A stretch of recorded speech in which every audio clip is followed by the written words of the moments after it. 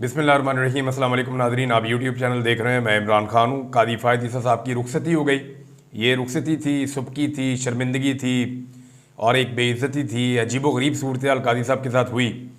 वही सहाफ़ी जो दिन रात कादी फ़ायद ईसा साहब को सपोर्ट किया करते थे एक दौर में, आज उनके लबों पे वो सवालात थे जो कादी साहब नहीं सुन सकते थे। यानी वो तीरों की तरह चुभते हुए सवालात कादी फ़ायद ईसा साहब से पूछ रहे थे और इनके जवाब कादी फ़ायद ईसा साहब के पास नहीं थे। सहाफ़ियों ने बजाय इसके कि वहाँ पे खाना पीना करते, उन्होंने सवालात की बौछार की और कुछ ऐसे सवालात किए जो मैं आपको पहले पढ़ के सुनाना चाहूँगा ताकि आपको पता चले कि कादी फ़ायद ईसा साहब को किस तरह की सूरत हाल का सामना करना पड़ा। एक सवाल कादी साहब से पूछा गया, क्योंकि कादी साहब गए जनाब वो जो एक मकबरा बनाया हुआ है इंसानी हकूक़ का, इस हवाले से एक सहाफ़ी हैं सतूर साहब, उन्होंने कहा जी कि मैंने इसको मकबरा करार दिया था, कब्रें करार दिया था इंसानी हकूक़ की। तो एक सिटिंग जज ने मेरे कंधे पे हाथ रख के कहा कि कहते तो तुम ठीक हो, लेकिन मुझे कोर्ट मत करना, मेरा नाम मत लेना। अब जो सवालात पूछे गए, जब वो उस मकबरे पे पहुंचे कादी साहब, जो इंसानी हकूक़ का उन्होंने वहाँ बनाया, दीवारों के ऊपर लिखा कि इंसानी हकूक़ फ़लाँ फ़लाँ फ़लाँ फ़लाँ हैं, तो उसमें जो है वो सवालात किए गए। एक सवाल ये पूछा गया कि इज़हार राय की आज़ादी में वोट का हक भी शामिल है, क्योंकि वोट का हक तो आपने पाकिस्तानियों से छीन लिया था। दूसरा सवाल पूछा गया कि 6 जजेस का खत भी इसी कब्रिस्तान में पड़ा हुआ है, यानी जो 6 जजों ने आपको खत लिखा था इंसाफ के उसूल के लिए, जो उनके ऊपर दबाव डाला जा रहा था रियासती इदारों की जानिब से, तो उसके ऊपर आपने क्या किया, या वो भी यहीं पे दफन कर दिया आपने। एक और सवाल पूछा गया कि अंजुमन साजी में सियासी जमातों के हुकूक भी शामिल हैं, क्योंकि पाकिस्तान तहरीक इंसाफ से तो तमाम हुकूक कादी फ़ायद ईसा साहब ने छीन लिए थे। फिर एक और सवाल पूछा गया कादी साहब से कि दीवारों पर लिख दिया है इंसाफ का ये हक क्या मिल रहा है इस मुल्क में? दीवार पे तो लिखा हुआ है आपने, तो दीवार पे ही लिखा हुआ है इंसाफ तो इस मुल्क में नापैद हो चुका है और ये कादी साहब की वजह से हुआ है। फिर एक और सवाल पूछा गया, कोई डैम बना रहा है, कोई यादगारें बना रहा है, इंसाफ तो नहीं मिल रहा। एक सवाल और पूछा गया कि 12 करोड़ रुपए दीवारों पर ज़ाया कर दिए, ये पैसा कौम की अमानत था। फिर एक और सवाल पूछा गया कि कादी साहब आपने अपने ज़ाती ठेकेदार से ये यादगार क्यों बनाई है? कहा जाता है कि कुछ लोग ये दावा कर रहे हैं सोशल मीडिया पे कि जो ये यादगार बनी है ये उसी ठेकेदार ने बनाई है जो कादी साहब का ज़ाती ठेकेदार है, उनका घर भी बना रहा है। सोशल मीडिया पे बहुत सारे लोगों ने, सहाफ़ियों ने ये सवाल उठाया है। एक और सवाल पूछा गया कि सियासी जमात से बल्ला छीनने पर आप मुतमईन हैं? और कमर मेकन साहब ने तो बार बार ये सवाल किया, मुतीउल्लाह जान साहब भी पूछ रहे थे और सहाफ़ी भी थे कि जनाब बल्ले का निशान छीनने पर आप मुतमईन हैं? ये वो तमाम लोग हैं जो कादी साहब को माजी में एक अच्छे जज के तौर पे देखते थे, लेकिन कादी साहब ने जो कुछ भी किया उसके बाद अब वो एक ऐसे जज के तौर पे देखे जाते हैं जिन पे सब तनकीद कर रहे हैं। कादी साहब के जो दौरे में आ रहे हैं उनके बारे में कुछ चीज़ें थोड़ी सी मैं आपके सामने रख देता हूँ, हमने फैक्ट्स निकाल के रखे हुए हैं। नंबर 1, कादी साहब जो हैं वो 2023 में जब चीफ जस्टिस नहीं बने थे तो इन्होंने ख़त लिखा उस वक्त के चीफ जस्टिस को कि जनाब 53,000 केसेस ज़ेरे इल्तवा पड़े हैं, लिहाजा फौरी तौर पे जो 2 जजेस की असामियाँ खाली हैं उनको भरा जाए ताकि ये केस ख़त्म हो। आज कादी साहब जब रिटायर होकर जा रहे हैं तो मज़ीद 57,000 केसेस ज़ेरे इल्तवा पड़े हुए हैं और कादी साहब ने कई महीनों तक सुप्रीम कोर्ट ऑफ पाकिस्तान की 3 असामियाँ फुल नहीं की और वहाँ पे जजों को तैनात नहीं किया। फिर कादी फ़ायद ईसा साहब ने उमर अता बंदयाल साहब को 8 खत लिखे थे मुदाखलत करते हुए बार बार, जबकि जब कादी फ़ायद ईसा साहब से जजेस आकर मिले इस्लामाबाद हाई कोर्ट के और उन्होंने बताया कि आप आने वाले चीफ जस्टिस हैं, हमारे साथ ये जुल्म और ज़्यादती हो रही है, तो इस पे कादी साहब ने ख़त नहीं लिखा। कादी साहब ने हर वो ख़त लिखा पहले वाले चीफ जस्टिस को जिसका फ़ायदा नवाज शरीफ को या एस्टेब्लिशमेंट को हो रहा था, लेकिन कोई ख़त नहीं लिखा जिसमें जजेस को तकलीफ हो रही थी। ये दौरा में आ रहा है ना।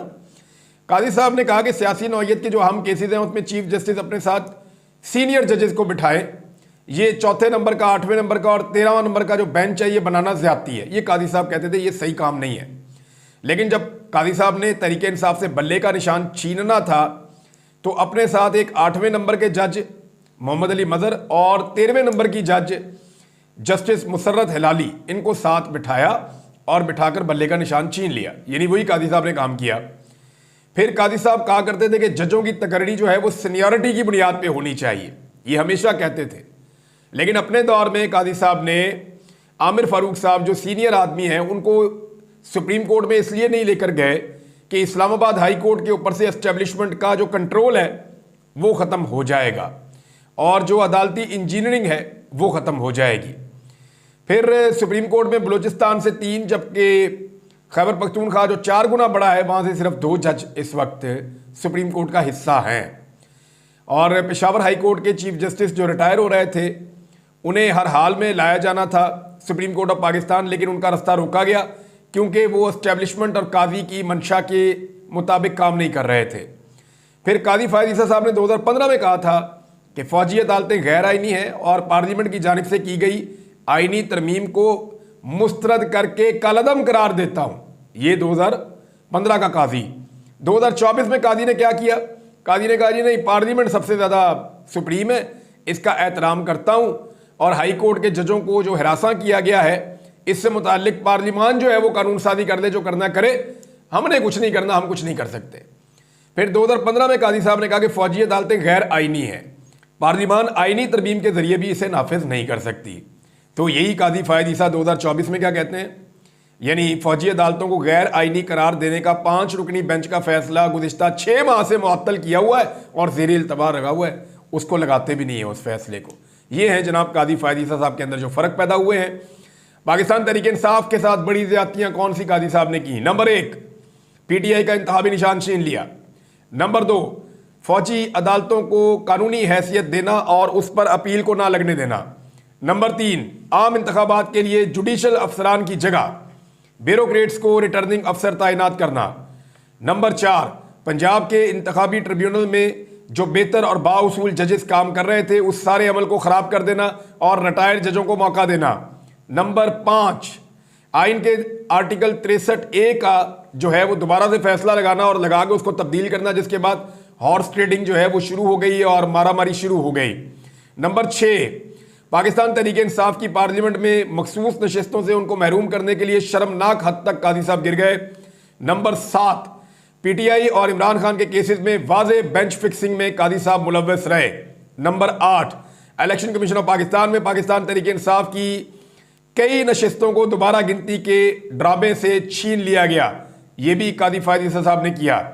नेक्स्ट, इंसानी हकूक़ की खिलाफ वर्जियों, इख्तियारात के नाजायज़ इस्तेमाल, लापता अफराद के मसाइल और अपने दौरे हुकूमत में पुलिस की ज़्यादतियों पर आंखें बंद रखी। दौरे हुकूमत यानी जब तक कादी साहब सीट पे बैठे हुए हैं तो कादी साहब ने अपनी आंखें बंद रखी।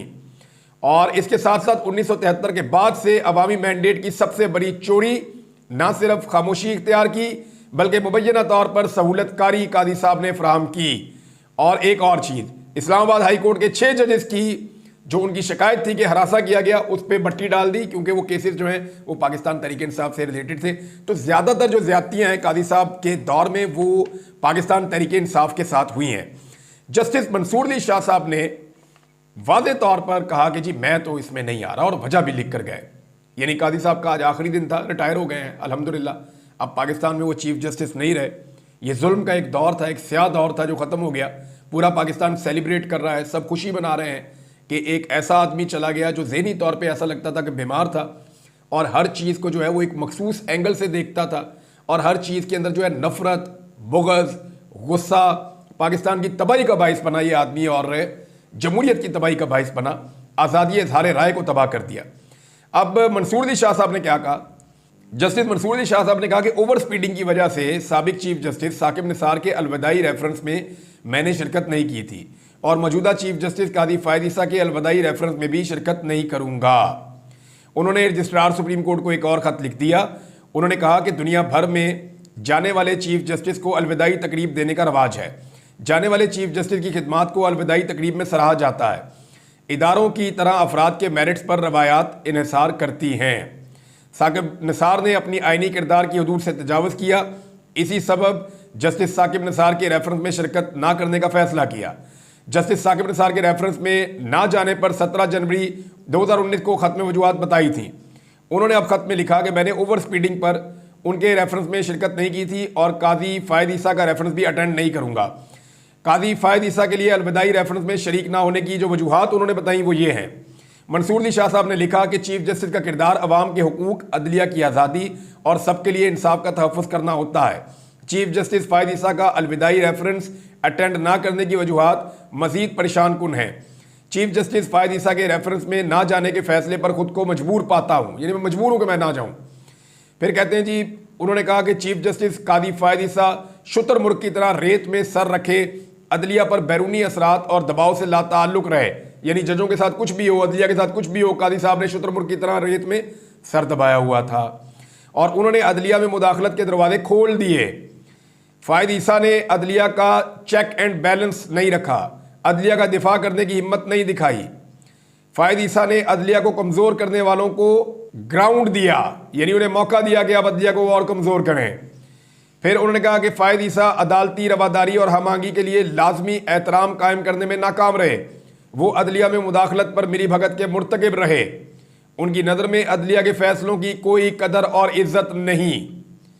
उन्होंने कहा कि चीफ जस्टिस ने शर्मनाक अंदाज में कहा कि फैसलों पर अमल दरामद ना किया जाए। फायद ईसा ने अपने साथी जजेस में तफरीक पैदा की। जजेस में तफरीक के असरात तादेर अदलिया पर रहेंगे, जो वो कर गए हैं उसके असरात तो रहेंगे अब। उन्होंने मजीद लिखा कि फुल कोर्ट रेफरेंस में शिरकत और ऐसे दौर का जश्न मनाना पैगाम देगा कि चीफ जस्टिस अपने इदारे को नीचा कर सकता है। इदारे को नीचा करने या इदारे की तजलील करने के बावजूद समझा जाएगा कि ऐसा चीफ जस्टिस अदलिया के लिए मुअज़्ज़िज़ खिदमतगार रहा है। मैं ऐसे चीफ जस्टिस के रेफरेंस में शिरकत नहीं कर सकता।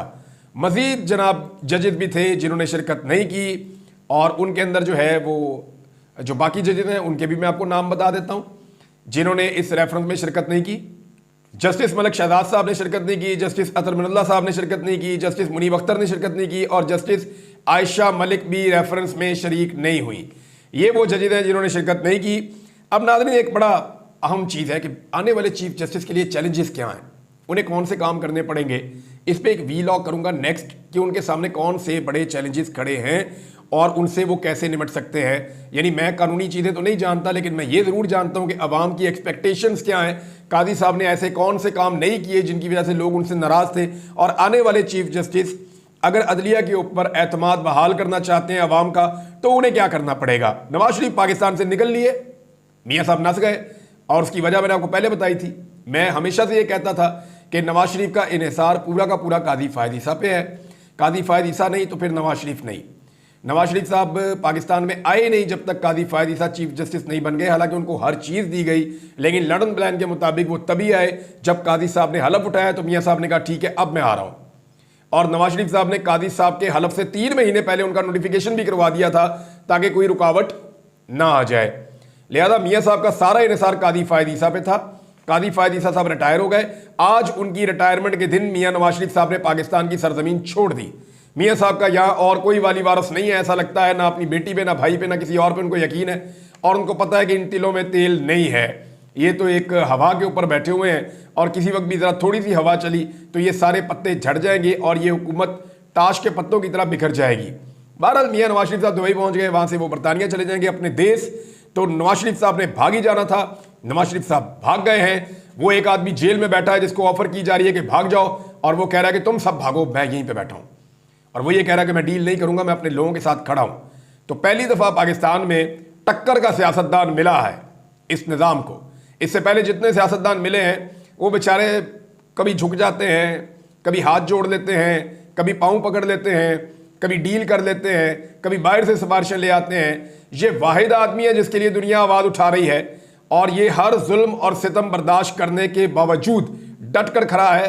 अपना पूरा ख़ानदान अंदर करवा दिया, 9 महीने इसकी बीवी को अंदर रखा गया, कई दिनों से इसकी बहनें अंदर हैं, इसका भांजा अंदर है, ये खुद अंदर पड़ा हुआ है, लेकिन इसके बावजूद ये आदमी टूटने के लिए तैयार नहीं है। तो नवाज शरीफ से तो बहुत फ़र्क है। नवाज शरीफ जैसे एक हज़ार हो तो एक इमरान खान जो है वो नहीं बन सकता जितना वो मजबूत असाब का और सच्चा और खरा आदमी है। नवाज शरीफ आपसे नहीं हो पाएगा, आपके ख़ानदान से भी नहीं हो पाएगा। आप लोगों को बहुत जो है ना वो मम्मी डैडी किस्म की आपकी एक लेगेसी है और आप इमरान खान को आप बीट कभी नहीं कर सकेंगे। आप उसकी बीवी को बीट नहीं कर सकेंगे, उसकी बहनों को नहीं कर सकेंगे, उसके भांजे को आपका सारा ख़ानदान मिलकर बीट नहीं कर सकता, तो उनके वर्करों को आप नहीं कर सकेंगे, तो ये बाकी क्या रह गया। बहरहाल इमरान खान साहब के बारे में कुछ और वीलॉग्स में चीज़ें मैं आपके साथ शेयर करूंगा, लेकिन फजलुर रहमान साहब ने एक बात की है। लेकिन उससे पहले इमरान खान साहब की एहलिया रिहा हुई, रिहा होकर पहुंची बनी गाला। इमरान खान साहब ने पैगाम दिया कि दोबारा कोई शरारत हो सकती है, आप पेशावर चली जाएं। अब इमरान खान साहब की जो दोनों बहनें हैं उनकी ज़मानत हो गई है, उनकी भी रिहाई हो जाएगी। अब यहाँ पे फैसल वाडा साहब एक करैक्टर हैं, वो उठते उठ के कहते हैं जी मैंने छुड़ाया उनकी बहनों को। यानी एक अजीबोगरीब करैक्टर है। जिंदगी में कभी अरशद शरीफ के साथ दोस्ती नहीं थी है सच, और ज़मीन आसमान के कलाबे मिला दिए। आज तक अरशद शरीफ साहब के घर जाके अफसोस करने की जरूरत नहीं हुई, और सबसे बड़ा हमायती बन के अरशद शरीफ के साथ खड़ा है। अब पाकिस्तान तहरीके इंसाफ की क़यादत को फैसल वाडा साहब जो हैं वो ताने दे रहे हैं कि मैंने छुड़वाया इमरान खान की बहनों को। ओ भाई खुदा का नाम लो यार। यानी जो धोबी की एक बैलगाड़ी होती है ना, उसके साथ एक जानवर चल रहा होता है, मैं नाम नहीं लेना चाहता, तो उस जानवर के दिमाग में एक वहम होता है कि ये बैलगाड़ी मेरी वजह से चल रही है, इसको मैं घसीट रहा हूं, हालांकि उसका कोई ताल्लुक नहीं होता। फैसल वाडा साहब के बारे में मुझे पाकिस्तान के मीडिया चैनल्स के कुछ मालिकान ने बताया कि जब हमें बुलाया गया एस्टेब्लिशमेंट की जानिब से, तो एक ऑफिसर जितने सख्त अल्फाज बोले हमारे साथ और हमें मजबूर किया कि हम उनकी पॉलिसी के मुताबिक चले एस्टेब्लिशमेंट की, तो उस ऑफिसर के पीछे पीछे एक बंदा फाइलें लेके भाग रहा था, यानी पीछे पीछे चल रहा था उसकी फाइलें और उसकी चीज़ें उठाकर। वो बंदा फैसल वाडा था। तो फैसल वाडा साहब आपकी ये औकात है, वहाँ से आपको खबर मिल जाती है कि हमने नया मुकदमा नहीं करना इस बंदे पे, तो आप पहले ही अनाउंस कर देते हैं कि अब ये बंदा छूटने लगा है। हमें पता है कि इमरान खान साहब की आज़ादी का भी आपको पहले इसलिए पता चल जाएगा कि उस दिन पाकिस्तान की एस्टेब्लिशमेंट हार मान चुकी होगी और वो ये कहेगी कि ठीक है यार हमने और पर्चा नहीं देना। तो फैसल वाडा को पता चल जाएगा, वो आकर कहेगा फैसल वाडा टीवी पे कि जी इमरान खान कल परसों तरसों छूट जाएगा। फिर इमरान खान छूटेगा तो फैसल वाडा कहेगा कि जी मैंने अपना एक और वादा पूरा कर दिया, मैंने इमरान खान को छुड़वा लिया। तो मिसाल वही है कि जो धोबी की बैलगाड़ी के साथ चलने वाला जानवर है, वो समझता है कि ये बैलगाड़ी को मैं खींच रहा हूँ, हालांकि वो खुद नहीं खींच रहा होता। यानी आप इमरान खान साहब की बहनों का जाके सामना नहीं कर सकते। 24 घंटे का मुकदमा नहीं था ये जिनमें उनको पकड़ा गया। उसूलन तो उनको 24 घंटे में छोड़ देना चाहिए था। कितने दिन हो गए उनको, वो जेल के अंदर बंद है, मुलाकात भी नहीं करने दे रहे, रुसवा करके रख दिया उन्हें। और अब जब वो कानून के मुताबिक छूट रही हैं तो इसको डील का तासुर दे रहे हैं। ये 2 नंबरी है। फजलुर रहमान साहब ने एक बात की है, मौलाना फजलुर रहमान साहब ने कहा जी 27वीं आईनी तरमीम नहीं होने देंगे। मौलाना साहब आपने 26वीं आईनी तरमीम पर भी यही कहा था और फिर आपने वो मंजूर करवाई है। इस पर मैं अगले वीलॉग में डिटेल से बात करता हूँ कि मौलाना साहब ने एक्चुअली कौम के साथ किया क्या है। लेकिन एक चीज़ जाते जाते बताऊँ कि कैदियों वाली वैन पे हमले की खबर चलाई गई और ये कहा गया कि जी वहाँ से पीटीआई के कैदी कोई भाग गए हैं और हमला हुआ कैदियों वाली वैन के ऊपर। 3 वैन जा रही थी। तो हकीकत यह है कि अदालत ने 82 मुलजिमान को जो पाकिस्तान तहरीके इंसाफ के उनको डिस्चार्ज किया था, बजाय उनको छोड़ने के ये वैन लेकर अटक की तरफ चले गए और रास्ते में कोई ड्रामा करके इन्होंने गाड़ियां वापस मोड़ी। लेकिन मजे की बात यह कि पीटीआई वालों की कारें पीछे जा रही थी, उन्होंने उसकी वीडियो बनाई हुई है कि ये गाड़ियां वापस क्यों मोड़ रहे हैं। तो पूरा वकूआ पाकिस्तान तहरीके इंसाफ के कारकुनों ने पकड़ लिया। अगले वीलॉग में इसकी भी तहकीकात हो रही हैं, वो भी आपको बताता हूं। ये सारी चीजें आपके सामने रखूंगा। अब तक के लिए इतना ही। अपना ख्याल रखिएगा, अपने इस चैनल का भी। अल्लाह हाफिज।